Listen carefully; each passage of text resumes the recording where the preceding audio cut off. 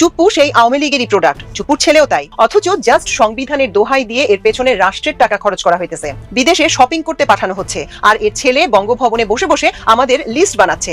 আমরা জুলাই আন্দোলন করেছি তাই। একজন ফ্যাসিবাদের আইকনকে আমরা রাষ্ট্রীয় মদদে, রাষ্ট্রীয় ব্যবস্থাপনায় তাকে পালিয়ে যেতে দেখলাম। তিনি চলে গেছেন, আর আসবেন না। সাথে আপোষ করার জন্য এত ব্যাকুল হয়ে উঠলো, এর পেছনে এমন একটা জিওপলিটিক্যাল ট্র্যাপ রয়েছে, চমকে যাবেন। ভাবে সত্যকে ধামাচাপা দিয়ে নিজেদের মুখ বাঁচানোর একটা আপ্রাণ চেষ্টা করছে। মানুষের আস্থা হারিয়ে ফেলছে সরকার। 2-3 মাস যে পারে নাই, মন্ত্রীরা কোথাও গেলেই ভুয়া ভুয়া স্লোগান দিতেছে। আওয়ামী ফ্যাসিবাদের যুগে যা হতো আমরা সেদিকেই দেখছি সরকার দাবিত হচ্ছে। অর্থনৈতিক পরিস্থিতি দেশে খুবই খারাপ। বাংলাদেশে ভারতীয় দালালদের চেনার সহজ উপায় হচ্ছে এরা কথায় কথায় 71 টেনে নিয়ে আসবে। স্বরাষ্ট্রমন্ত্রী একটা কথা বলছিল, কিসের মধ্যে কি, পান্তাভাতে ঘি। সেম আপনি যেই কথাই বলেন, উত্তরে তারা 71কে টেনে নিয়ে আসবে। এটাই হচ্ছে ভারতীয় দালালদের চেনার সহজ উপায়। শাহাবুদ্দিন চুপ্পু তিনি কি আর ফিরে আসবেন?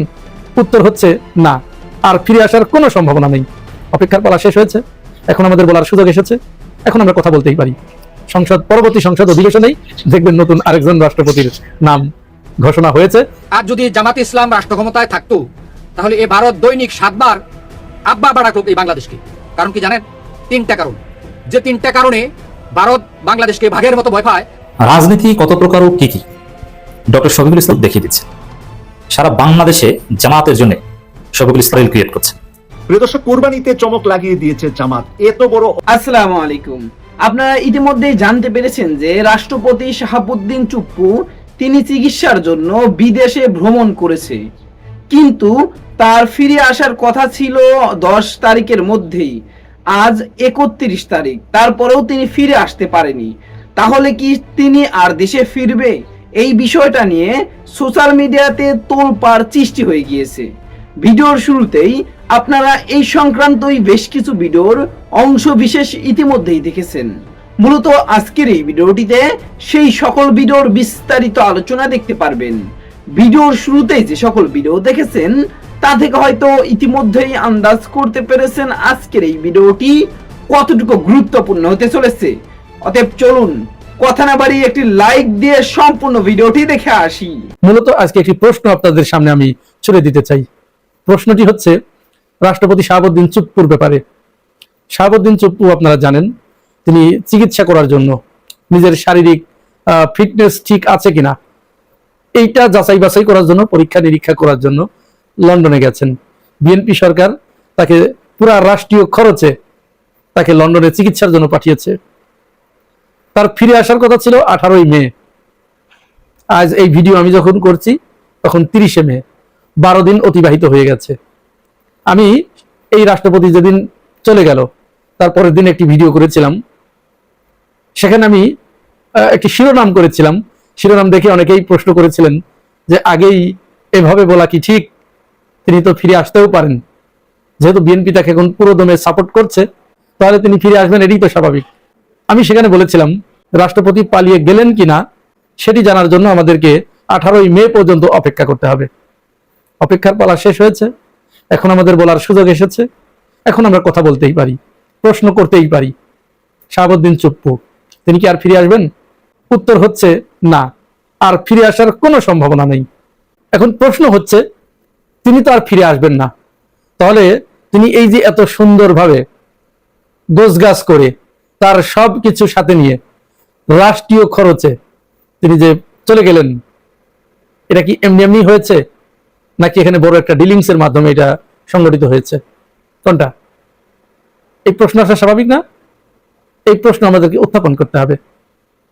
আমরা জানি 5 আগস্টের পরে আওয়ামী লীগের যে সমস্ত চিহ্নিত অপরাধীরা, যারা ওই সময় ছাত্র জনতাকে হত্যার সাথে সরাসরি অংশগ্রহণ করেছিল, মিরপুর, যাত্রাবাড়ি, শনির আখড়া, মোহাম্মদপুর, এই সমস্ত এলাকায় যে সমস্ত আওয়ামী লীগের নেতারা অস্ত্র হাতে সরাসরি ছাত্রদের বুকে গুলি করেছিল, সেই তারা শেখ হাসিনা পালিয়ে যাবার পরে আশ্রয় নিয়েছিল ক্যান্টনমেন্টে, দেশের বিভিন্ন ক্যান্টনমেন্টে, শুধু ঢাকা ক্যান্টনমেন্টে নয়, বিভিন্ন ক্যান্টনমেন্টে। সেনাবাহিনীর আইএসপিআর থেকে একটি তথ্য আমাদের জানানো হয়েছিল, সেখানে মোট 626 জন পলাতক ছিলেন, আশ্রয় ছিলেন।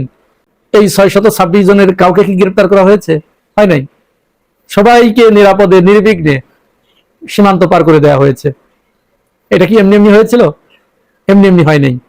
প্রত্যেকটি ব্যক্তিকে পার করে দেওয়ার পিছনে বিরাট অঙ্কের ডিলিংস ছিল, বিশাল হিউজ অ্যামাউন্ট ছিল। তার সর্বশেষ নজির আমরা খোদ রাষ্ট্রীয়ভাবে একজন ফ্যাসিবাদের আইকনকে আমরা রাষ্ট্রীয় মদদে, রাষ্ট্রীয় ব্যবস্থাপনায় তাকে পালিয়ে যেতে দেখলাম। তিনি চলে গেছেন, আর আসবেন না। আপনাদের নিশ্চয় মনে আছে, বিএনপি ক্ষমতায় আসার পরে এই শাহাবুদ্দিন চুপ্পু একটি জাতীয় দৈনিকের সাথে সাক্ষাৎকার দিতে গিয়ে তিনি বলেছিলেন যে অন্তর্বর্তীকালীন সরকার আমার কোনো কথাই রাখতো না, আমাকে অনেকটা গৃহবন্দী করে রেখেছিল। আমি চিকিৎসার জন্য বাইরে যেতে চেয়েছিলাম, আমাকে যেতে দেয়নি, আমার বিদেশ যাত্রাও আটকে দিয়েছে। এবার বুঝতে পেরেছেন আপনারা, আসলে অন্তর্বর্তীকালীন সরকার সঠিক কাজটি করেছিল, কারণ তারা জানতেন তাদের ভিতরে সবাই নয়, দু একজন দেশপ্রেমিক ছিল, দেশের মানুষের কথা তারা চিন্তা করেছে। এই চিন্তা করেই তারা জানতো যে এই চুপ্পু, তাকে যদি যেতে দেয়া হয় সে আর ফিরে আসবে না, যার কারণে ওই সময় তার অনুমোদন দেওয়া হয়নি। এমনকি এই সম্ভাবনাও ছিল যে তিনি এখান থেকে বাইরে গিয়ে তার যে চেলাপেলা চামুন্ডা আছে তাদের সাথে সলা পরামর্শ করে, তাদের সাথে আলাপ আলোচনা করে শেখ হাসিনাকে বৈধ প্রধানমন্ত্রী হিসেবে ঘোষণা করে অন্তর্বর্তীকালীন সরকারকে অবৈধ ঘোষণা দিয়ে নতুন আরেকটা প্রতি বিপ্লব করার চেষ্টা করবেন, বা একটা বিশৃঙ্খলা নতুন করে তৈরি করার চেষ্টা করবেন। সেটাই তিনি করতেন যদি যেতে দেয়া হতো। এটা ইউনূস সরকার জানতো, জানার কারণে তাকে যেতে দেয়নি। কিন্তু বিএনপি, যেহেতু বাংলাদেশে একটি নির্বাচন হয়ে গেছে, নির্বাচনে বিএনপি বিপুল সংখ্যাগরিষ্ঠতা নিয়ে তারা জয়লাভ করেছে, সুতরাং তারা তো এখন যা কিছু করবে সবকিছু জায়েজ। সুতরাং বিএনপি এই শাহাবুদ্দিন চুপ্পুকে বিরাট একটা ডিলিংস এর মাধ্যমে, কত ডিলিংস হয়েছে, কি পরিমাণ, সেটা আমরা বলতে পারবো না, কারণ এটা অনুসন্ধানী সাংবাদিক যারা আছে তারা খুঁজে বের করবে। তবে আপাত দৃষ্টিতে আমাদের কাছে যেটি মনে হচ্ছে, এখানে বিরাট একটা রফা দফার মাধ্যমে এখান থেকে তাকে বের করে দেওয়া হয়েছে। অনেকটা বলা চলে তাকে পুরস্কার দেওয়া হয়েছে। কিসের পুরস্কার? ওই যে প্রথম সংসদ অধিবেশনে অনেকটা গর্ব করে তারা বলল যে আমরা শেখ হাসিনার রাষ্ট্রপতিকে দিয়ে জিয়াউর রহমানকে স্বাধীনতার ঘোষক, খালেদা জিয়াকে দেশনেত্রী, বর্তমান প্রধানমন্ত্রীকে তাকে দিয়ে প্রশংসা করিয়ে নিতে পেরেছি, এটা আমাদের সফলতা। শেখ হাসিনাকে ফ্যাসিস্ট বলিয়ে নিতে পেরেছি, এটা আমাদের সফলতা। ওই সময় তার সাথে এই ডিলিংসটা হয়েছিল যে আপনি এই কথাগুলো বলেন, লিখে দিচ্ছি আমরা, আপনি এগুলো সংসদে দাঁড়িয়ে জাস্ট শুধু চোখ বুজে পড়বেন, মুখস্থ বলে যাবেন। বিনিময়ে কয়েকদিন পরে যখন এদেশের জনগণ একটু ঘুমিয়ে যাবে, বাংলাদেশের জনগণ কিন্তু ঘুমিয়ে যায়, তাদের প্রচন্ড ঘুমের অভ্যাস, কিচ্ছু মনে থাকে না তাদের। এমনকি দুদিন আগে যে ঘটনা ঘটেছে, দুদিন পরেই তারা বেমালুম ওইটা ভুলে যায়। দুদিন আগে যে ব্যক্তি পশ্চাৎ দেশে আমাদের লাথি মেরেছে, দুদিন পরেই সে যদি একটা আইসক্রিম আমাদের হাতে ধরিয়ে দেয়, আমরা সেটাও ভুলে যাই। এই হচ্ছে আমরা একটা জাতি। সুতরাং ওইটাই বলা হয়েছিল যে দুদিন পরে এই বাঙালিরা সব কিছু যখন ভুলে যাবে, তখন আমরা আপনাকে আরামসে সমস্ত রাষ্ট্রীয় খরচে বাইরে পাঠিয়ে দেব। সেটাই করা হয়েছে। তিনি চলে গেছেন, যাওয়ার কয়েকদিন পরেই আমার দেশ পত্রিকায় রিপোর্ট প্রকাশিত হয়েছে, আপনারা দেখেছেন যে অসুস্থতার কথা বলে চিকিৎসা নিতে গিয়েছেন রাষ্ট্রপতি শাহাবুদ্দিন চুপ্পু। তিনি চিকিৎসা নিতে গিয়ে লন্ডনে বসে শপিং করছেন বিভিন্ন শপিং মলে। তাহলে তিনি কত বড় অসুস্থ হয়েছেন চিন্তা করতে পেরেছেন? এখন কথা হচ্ছে তিনি আর আসবেন না। তার এই শূন্য স্থান পূরণ করার জন্য খুব তাড়াতাড়ি বর্তমান বাংলাদেশের জাতীয় সংসদের যিনি স্পিকার আছেন মেজর হাফিজউদ্দিন আহমেদ, তিনি রাষ্ট্রপতির দায়িত্ব পালন করবেন। এরপরে পরবর্তী সংসদ অধিবেশনেই দেখবেন নতুন আরেকজন রাষ্ট্রপতির নাম ঘোষণা হয়েছে এবং নতুন একজন রাষ্ট্রপতি বাংলাদেশ পেতে যাচ্ছে। এখন এটা কে হবে সেই বিষয়ে যথেষ্ট জল্পনা কল্পনা আছে, কে হতে পারেন, বিএনপির পছন্দের কে আছে। এক্ষেত্রে সবচেয়ে বেশি নাম শোনা গিয়েছিল, আগেই একটু আলাপ আলোচনায় ছিলেন মির্জা ফখরুল ইসলাম আলমগীর, সালাউদ্দিন আহমেদও আসতে পারেন, আবার মোশাররফ হোসেনের নাম শোনা গেছে। যাই হোক, যেই হোক, নতুন একজন রাষ্ট্রপতি বাংলাদেশ পেতে যাচ্ছে, এটি হচ্ছে চূড়ান্ত কথা। এবং এটার জন্য আগামী সংসদ অধিবেশন পর্যন্ত আমাদেরকে অপেক্ষা করতে হবে নতুন রাষ্ট্রপতির নাম জানার জন্য এবং তার চেহারা দেখার জন্য। প্রফেসর ইউনূস আবারও বড় কিছু ঘটাতে যাচ্ছেন। প্রফেসর ইউনূস বলেছিলেন যে জুলাই আন্দোলন ছিল মেটিকুলাস ডিজাইন। হ্যাঁ, একদম মেটিকুলাস ডিজাইন না, আবার কিছুটা মেটিকুলাস ডিজাইন। হাসিনার পতন ঘটানোর চেষ্টা, এটা অনেক আগে থেকেই জামাত, বিএনপি তারা চেষ্টা করে আসছিল এবং যে কোনো শক্তির মাধ্যমে, বিদেশিদের সহায়তায় ইউনূসকে কানেক্ট করা সব ধরনের চেষ্টাই করেছিল। অতএব হাসিনার পতন ঘটানোর চেষ্টা তো অনেক আগে থেকেই ছিল, এটা তো আর গোপন কিছু না যে হঠাৎ করে পতন ঘটে গেছে আমরা ঘটাতে চাই। শিবির দফায় দফায় শিবির 2012 সাল থেকে প্ল্যান করেছিল যে কিভাবে কোনো একটা ঘটনাকে পুঁজি করে পুরো হাসিনার মসনদ একদম ধ্বংস করে দেওয়া যায়। ঢাকা বিশ্ববিদ্যালয়ের শিবির এ বিষয়ে রিসার্চ করেছে এবং নানান স্টাডি সার্কেল ছিল এবং পাঠচক্র ছিল, যেগুলো মূল উদ্দেশ্য ছিল যে কিছু বিপ্লবী তরুণ তৈরি করা, ক্যারিসমেটিক তরুণ তৈরি করা, যারা এক পর্যায়ে যে কোনো বিষয়কে কেন্দ্র করে একটা বড় আন্দোলন গড়ে তুলবে এবং হাসিনার শাসন জোয়ার বাংলা করে দিবে। অর্থাৎ এটা মেটিকুলাস ডিজাইন, এটা ভুল ছিল না। এবং ইউনূস হাসিনার পতন চাইতো কিংবা হাসিনার বিরুদ্ধে এক মহা শক্তি ছিল, এটাও সত্য কথা ছিল। আর ইউনূস হাসিনার বিরুদ্ধে বিরাট শক্তি ছিল বলেই ইউনূসকে জেলে ঢুকাতে সর্বশক্তি দিয়ে চেষ্টা করেছে হাসিনা। ইউনূসকে মামলা দিয়েছে। ইউনূসকে সেই বৃদ্ধ মানুষ 80 বছর পার হয়েছে বেশ আগে, কিছুদিন পর 90 বছর পার হবে, তাকে হেঁটে হেঁটে আদালতে উঠতে বাধ্য করেছে, লিফট বন্ধ করে দিয়েছে। এবং হাসিনার কয়েকদিন ক্ষমতায় থাকতে পারলেই, কয়েক মাস ক্ষমতায় থাকতে পারলেই ইউনূসকে জেলে ঢুকাতেন। একের পর এক আদালতে হাজিরা দিতে হয়েছে ইউনূসকে, এবং তাকে কটাক্ষ করে অপমান সূচক কত কথা হাসিনা বলেছে।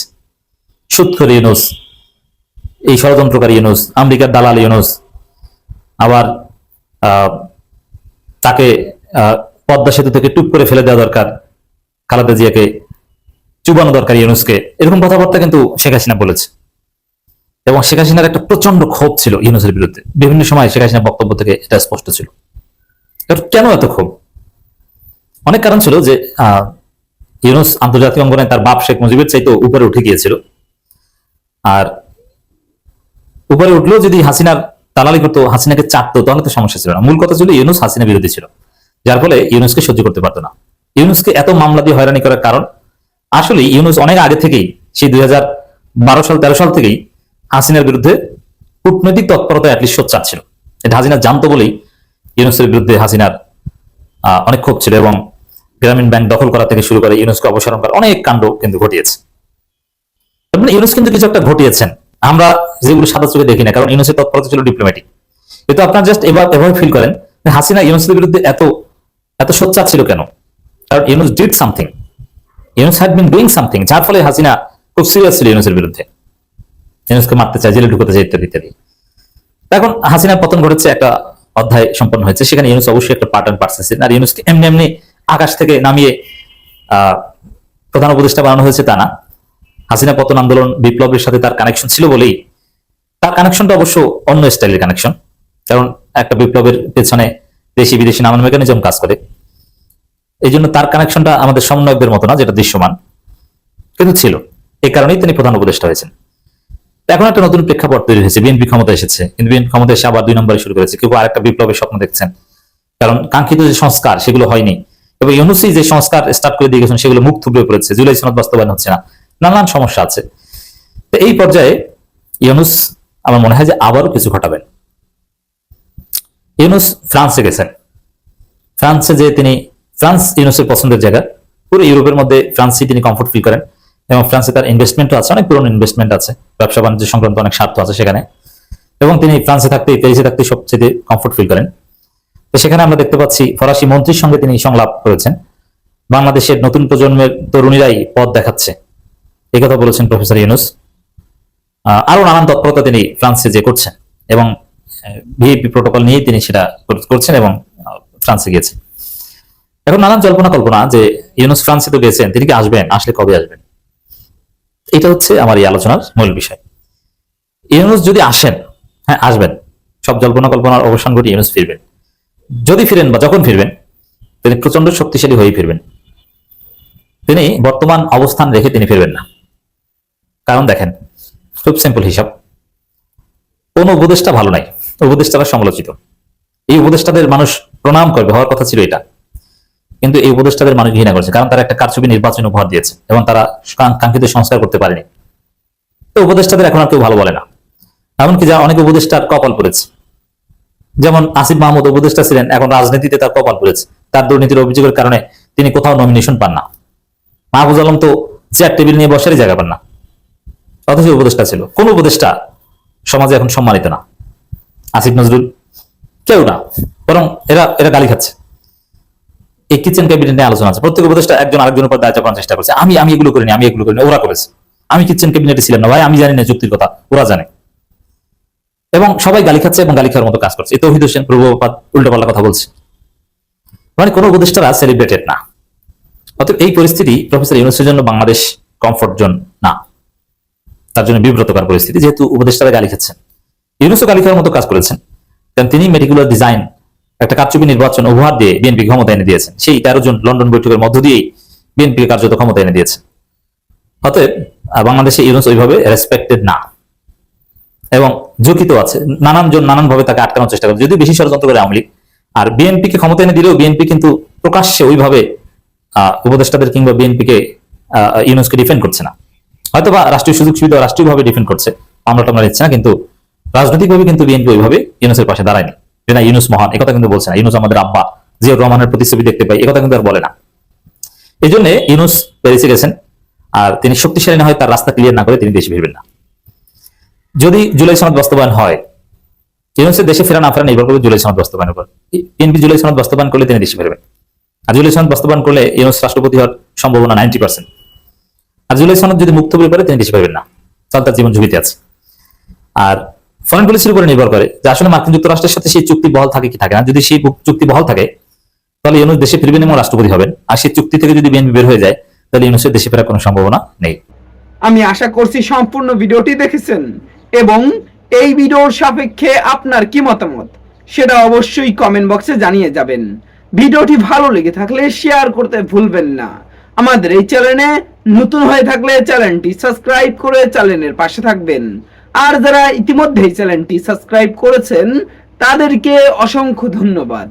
দেখা হবে নতুন কোনো ভিডিও নিয়ে, ততক্ষণ সবাই সুস্থ থাকবেন। আল্লাহ হাফেজ।